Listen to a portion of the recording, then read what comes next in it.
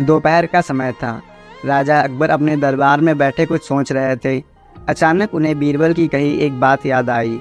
उन्हें याद आया कि एक बार बीरबल ने उन्हें एक कहावत सुनाई थी, जो कुछ इस तरह से थी: खाने के बाद लेटना और मारने के बाद भागना एक सयाने मनुष्य की निशानी होती है। राजा यह सोचने लगे, अभी दोपहर का समय है, यकीनन बीरबल खाने के बाद सोने की तैयारी में होगा। चलो आज उसकी बात को गलत साबित किया जाए। यह सोचकर उन्होंने एक सेवक को आदेश दिया कि इसी वक्त बीरबल को दरबार में उपस्थित होने का संदेश दिया जाए।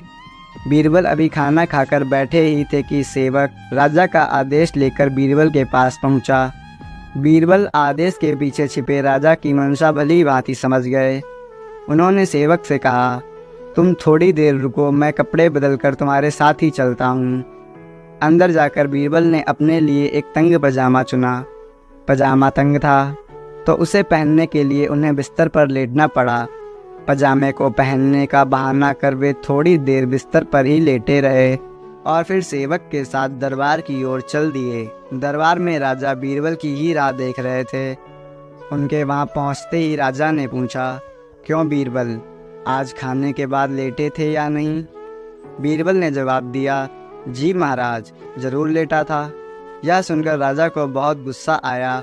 उन्होंने बीरबल से पूछा, इसका मतलब यह है कि तुमने मेरे आदेश का अपमान किया है? तुम उसी समय मेरे सामने क्यों उपस्थित नहीं हुए? इसके लिए मैं तुम्हें सज़ा देता हूँ। बीरबल ने तुरंत जवाब दिया, महाराज, ये सच है कि मैं थोड़ी देर लेटा था, लेकिन मैंने आपके आदेश की अवहेलना नहीं की है। आपको मुझ पर यकीन ना हो तो आप अपने सेवक से इस बारे में पूछ सकते हैं। हाँ, ये अलग बात है कि मुझे इस तंग पजामे को पहनने के लिए बिस्तर पर लेटना पड़ा था। बीरबल की इस बात को सुनकर राजा अकबर हंसने लगे और उन्होंने बीरबल को दरबार से जाने दिया। इस कहानी से हमें यह सीख मिलती है कि परिस्थिति को भांपते हुए हमारे द्वारा उठाया गया एक कदम हमें अनेक मुसीबतों से बचा सकता है।